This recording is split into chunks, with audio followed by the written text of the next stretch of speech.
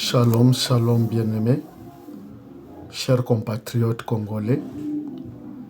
Je viens encore vous parler de la part de Dieu en ces jours de mercredi.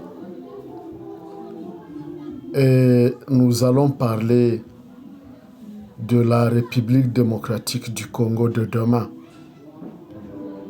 Et je m'appelle Justin Bunyakiri, un serviteur de Dieu, mais aussi je suis un politologue de formation et enseignant d'université.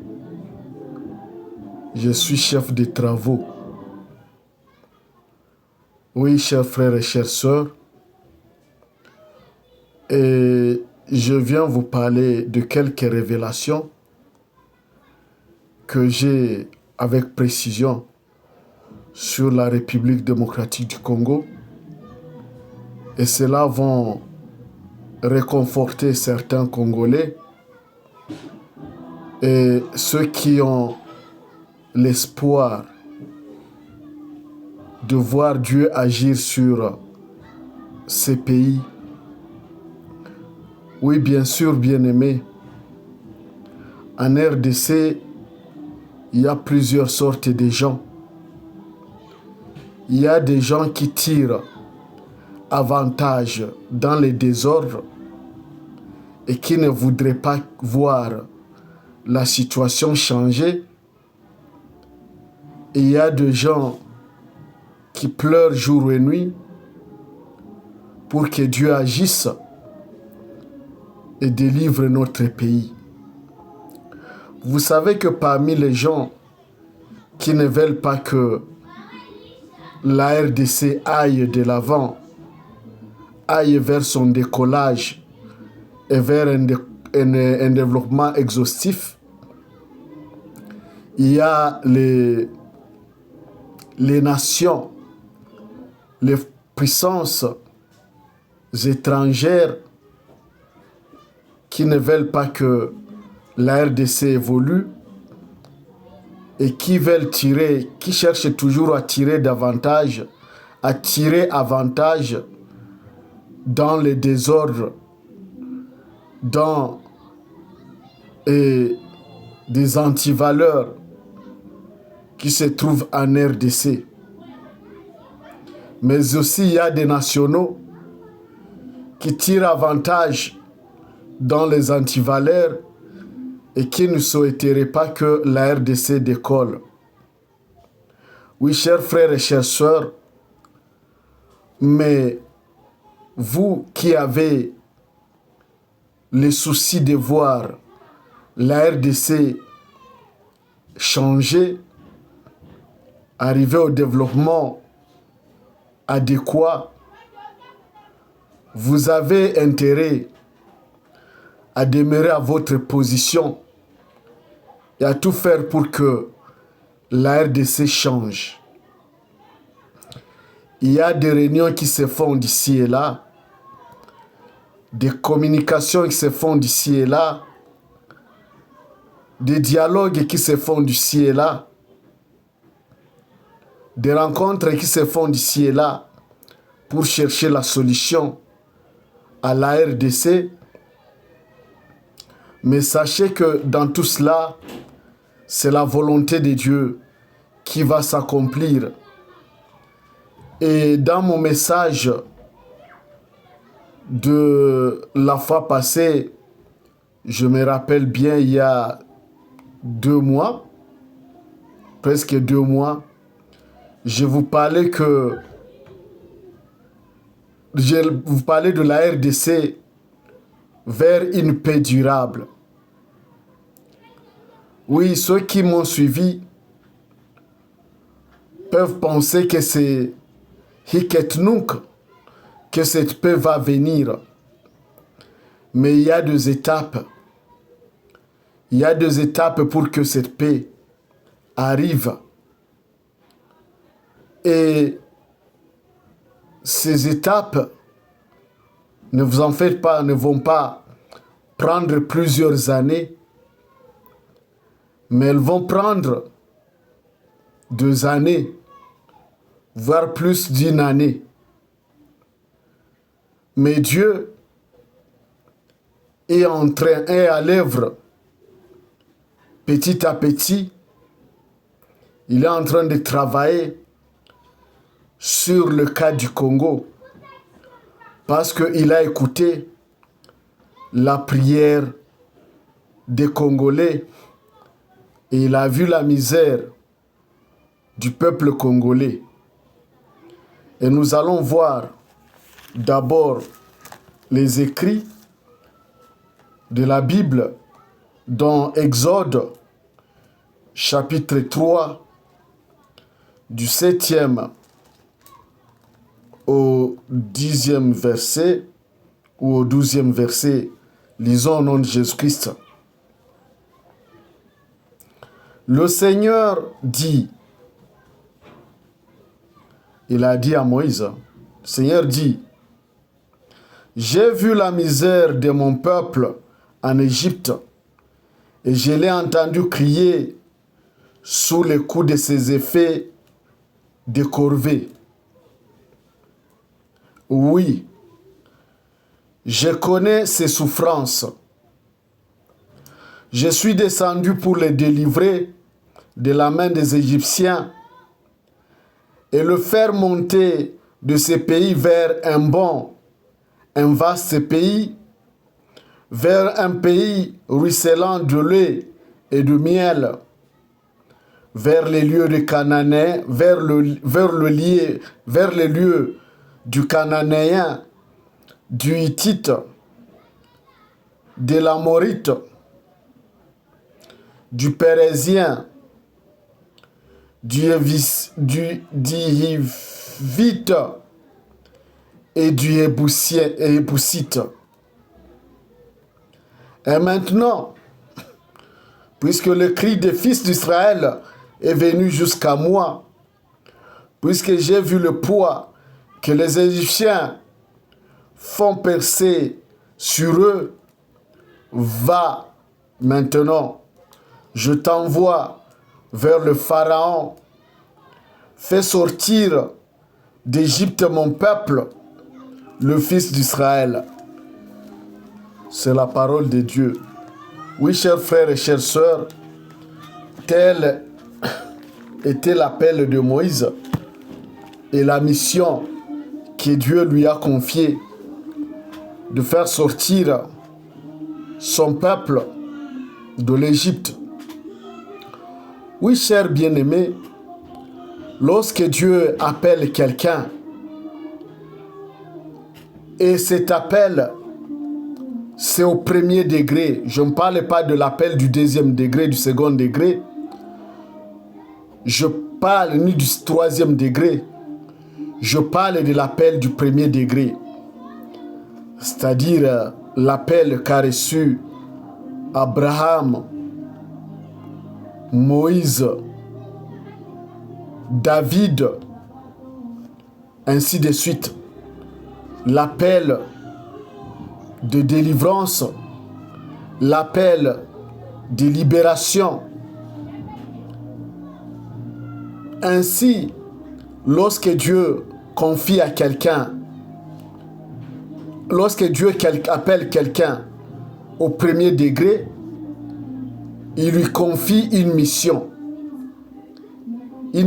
bien définie et lui donne le plan de travail avec précision, mais aussi il lui donne un message particulier. Et cette mission est nette, ce plan est net et cette parole est nette. Et avant cela, Dieu s'est fait connaître pour qu'il n'y ait pas de doute et qu'il n'y ait pas de tergiversement. Oui, chers frères et chères sœurs,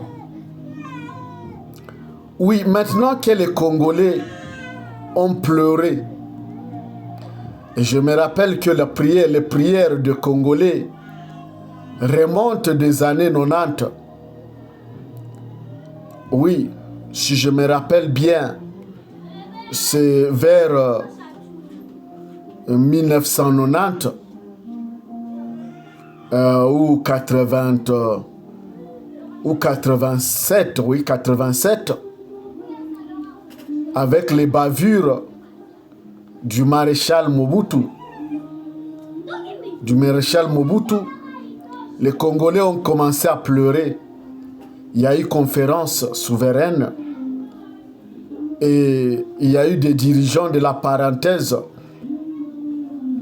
et de la parenthèse démocratique et qui nous a conduits jusqu'aujourd'hui. Oui, chers frères et chères sœurs, je vous rassure avec précision que Dieu a écouté les prières des Congolais. Et je vous rassure, en tant qu'homme de Dieu, que Dieu est déjà à l'œuvre. Que ce que vous voyez aujourd'hui ne vous décourage pas. Que les coups de balle que vous entendez aujourd'hui, des guerres d'ici et là, des escarmouches d'ici et là, qu'il ne vous décourage pas. Dieu est à l'œuvre.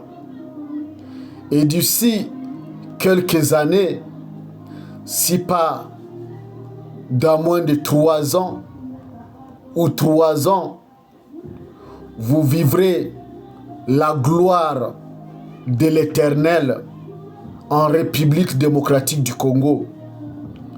Ces vautours internationaux, ces puissances étrangères qui tirent toujours profit dans le noir et dans le désordre, dans les antivaleurs de la RDC, vous ne les verrez plus. Tout sera clair et net. Tous ces États voisins qui cherchent à se développer à partir de la RDC, ne vous en faites pas. Tout sera clarifié. Tout sera clarifié. Bien sûr qu'ils vont se nourrir à partir de la RDC, mais dans la clarté, dans les ententes et dans la volonté de Dieu. Tout sera concrétisé dans la volonté de Dieu, chers frères et chères sœurs. Ainsi, je peux vous donner quelques précisions parce que le temps de Dieu est arrivé et que Dieu est déjà à l'œuvre, mais que les gens ne peuvent pas voir de leur jeu physique ou de leur entendement humain. Mais je vous rassure en tant qu'homme de Dieu que Dieu est là. Il est en train d'agir et bientôt là, vous verrez sa main puissante. Oui, ainsi bien-aimés, je veux vous parler de quelques portraits du serviteur de Dieu et de quelques précisions sur le plan de Dieu, sur la RDC.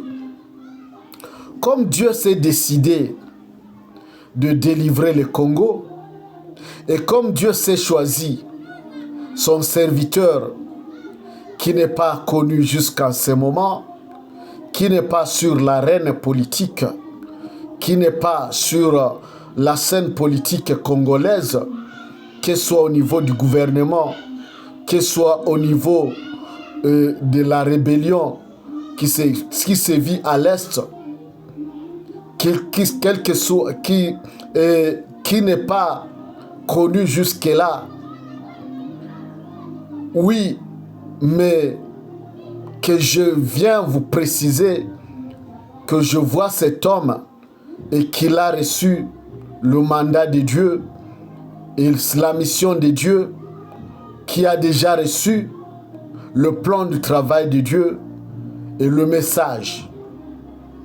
Oui, chers frères et chères sœurs, je vous ai déjà parlé du portrait de cet homme, Léviathan, qui va changer les choses en RDC. Mais je viens vous parler de 4 choses que Dieu m'a révélées et qui m'a donné avec précision sur la RDC. Mais avant de parler de ces 4 choses, ces 4 points, j'exhorte les Congolais toujours à la prière. À la prière, à de grandes intentions pour le Congo, pour que Dieu continue l'œuvre qu'il a commencée sur la RDC.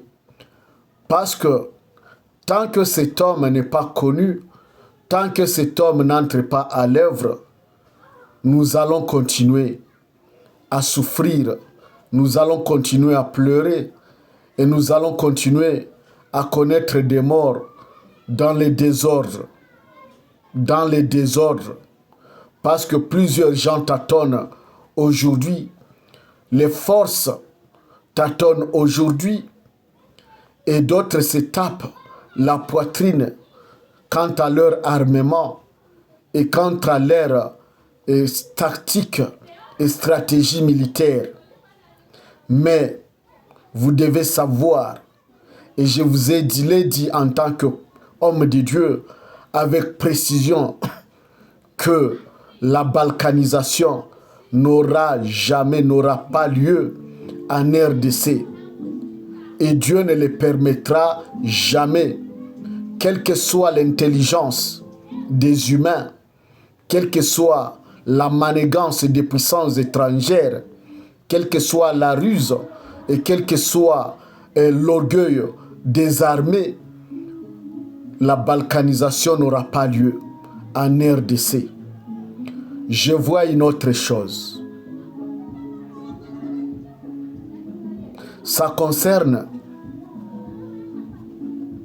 ceux qui sont à l'est, ceux qui occupent Bukavu et Goma. Je vois Dieu en train de parler à l'un de leurs leaders. Je vois ce leader, mais je ne veux pas préciser son nom. Je vois Dieu en train de lui parler, de parler à son esprit, de parler à sa conscience. Il est en train de réfléchir sur quoi faire. Et c'est Dieu qui parle à sa conscience. Dieu ne lui a pas parlé de vive voix ou à partir d'une personne, mais je précise que c'est à partir de la voix intérieure, de sa conscience. Et il est en train de réfléchir sur quoi faire. Et ça, c'est dans la volonté de Dieu. Oui, chers frères et chères sœurs, et pour entrer à ce que j'étais en train de dire, Dieu est à l'œuvre. Dieu est à l'œuvre pour changer les choses en RDC. Et je vais demander aux différentes armées, c'est une exhortation, à réfléchir davantage. Pourquoi ils se battent? Pourquoi ils se battent? Plusieurs gens parlent du patriotisme. Plusieurs gens parlent de la protection de leur peuple, de leur clan, de leur tribu, de leur ethnie. Et plusieurs gens se disent qu'ils se battent pour protéger le pays. Pour protéger le pays. Et par patriotisme. Oui, et d'autres se battent pour délivrer, pour libérer le pays. Mais je voudrais que les belligérants, c'est-à-dire les décideurs de toutes les puissances réfléchissent encore. Est-ce que ce qu'ils font, c'est dans la volonté de Dieu? Est-ce que Dieu les soutient? Est-ce que Dieu est avec eux? Ou seulement c'est par leur boulimie, c'est par leurs ambitions égoïstes pour se pérenniser au pouvoir ou pour chercher à diriger, ou d'autres pour chercher à diriger, et peut-être d'autres pour de conquête, et d'autres peut-être pour occupation et pour soumettre leur volonté. Mais à tous, j'ai dit que c'est la volonté de Dieu qui va s'accomplir et qui est en train de se réaliser, et Dieu est à l'œuvre d'une façon ou d'une autre. Oui, chers frères et chères sœurs, je vais vous parler maintenant de ces 4 choses que Dieu m'a dites avec précision. J'ai dit bien avec précision. Il n'y a pas à tâtonner. Ces choses ne viennent pas de l'homme, ne viennent pas de l'entendement humain, ne viennent pas de la réflexion humaine, mais elles viennent du trône du Dieu créateur, les dieux des sacrificateurs, les dieux des prophètes. Oui, ces 4 choses viennent de lui. Et la première chose, chers frères et chères sœurs, il s'agit du plan d'éradiquer les antivaleurs en RDC. Et Dieu m'a confirmé que ces 4 choses, il les a révélées à son serviteur, le Léviathan, qui est caché, qui n'est pas encore connu, ni par le gouvernement congolais, ni par les politiques congolais, ni par les belligérants, qui soient de l'Est, qui soient ceux qui occupent Goma et Bukavu, qui soient ceux qui occupent, ce soit le gouvernement. Ces choses, cet homme n'est pas encore révélé. Oui. Et il a 4 choses dans sa main. Il a 4 choses en lui que Dieu lui a données. Il s'agit du plan national pour éradiquer les antivaleurs. Ça, c'est le premier point. Le deuxième point, c'est l'idéologie de changement socio-politico-économique. Le troisième point, c'est le projet de constitution. Et le 4e point, c'est la guerre de libération. Oui, la guerre de libération. Mais il faut que je précise et que je fasse allusion à mes prophéties, à mes révélations datant du passé. Je précise que cette guerre de libération n'est pas une guerre généralisée, mais une guerre qui se passe dans la capitale de la République démocratique du Congo.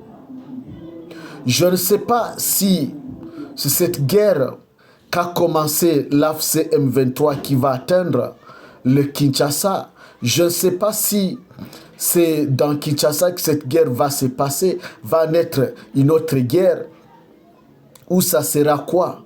Mais j'ai précisé en tant qu'homme de Dieu que je vois dans le spirituel, je vois une guerre sur la ville de Kinshasa, et cette guerre sera une guerre forte et qui va amener la République démocratique du Congo à une délivrance totale. Ceux qui pensent aux élections, oubliez les élections parce qu'ils ne sont pas dans la volonté de Dieu. Vous serez beaucoup dupés par les politiques, par ceux qui cherchent à tirer toujours davantage du Congo, vous aurez beau vivre les élections, ils auront bien vous proposer les élections ou vous conduire aux élections, mais je vous précise, en tant qu'homme de Dieu, le salut du Congo ne viendra pas des élections. Oui, chers frères et chères sœurs, je précise ces 4 choses et qui vont nous amener à la délivrance, à la libération totale. Donc, à tout homme qui est en train de réfléchir sur la République démocratique du Congo, comment les sauver, comment les libérer, comment agir, oui, je vous exhorterai à agir avec réticence, et dans vos consultations qui se font d'ici et là, cherchez à savoir si la main de Dieu est avec vous. Cherchez à savoir si réellement vous êtes avec des hommes de Dieu, des gens qui craignent l'Éternel, qui vont vous conduire et qui vont vous éclairer dans tout ce que vous faites. Parce que, étant soutenu par des enfants de Dieu, des hommes de Dieu, craignant l'Éternel, ce sont ces hommes qui vont vous aider et par leurs conseils, par leurs prières, vous arriverez à rencontrer cet homme de Dieu que Dieu a choisi pour libérer la RDC. Parce que c'est étant avec lui que vous arriverez au pouvoir. Donc, à tout homme qui a des idées sur la RDC, à tout homme qui cherche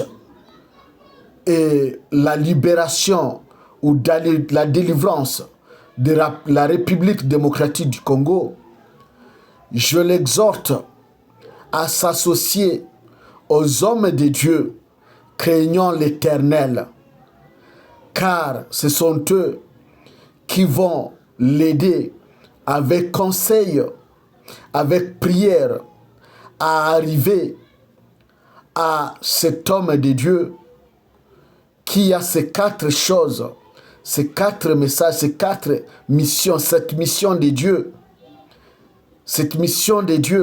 ce plan du travail de Dieu et une parole bien précise de la délivrance, de la libération de la RDC. Oui, chers frères et chères sœurs, c'est ce que je voulais vous dire aujourd'hui, ce que Dieu m'a révélé et m'a demandé de vous annoncer aujourd'hui. Donc, prenez courage, ne vous découragez pas. Je vous précise avec précision, excusez la tautologie, Dieu est à l'œuvre. Il a déjà commencé. Oui, c'est que nous voyons la guerre, nous voyons la faim, nous voyons les antivaleurs, nous voyons la misère, la souffrance. Mais Dieu est à l'œuvre. Dieu est à l'œuvre et vous le verrez. Et je vous l'ai dit en tant que serviteur de Dieu, homme de Dieu et oint de l'Éternel, le Dieu d'Abraham, le Dieu d'Isaac, le Dieu de Jacob, le Dieu d'Élie, le Dieu d'Élisée, le Dieu de Daniel, le Dieu de David, le Dieu des sacrificateurs, le Dieu des prophètes. Oui, et j'ai bien dit, au nom de Jésus-Christ, notre Seigneur et notre Sauveur, Maître suprême. Amen.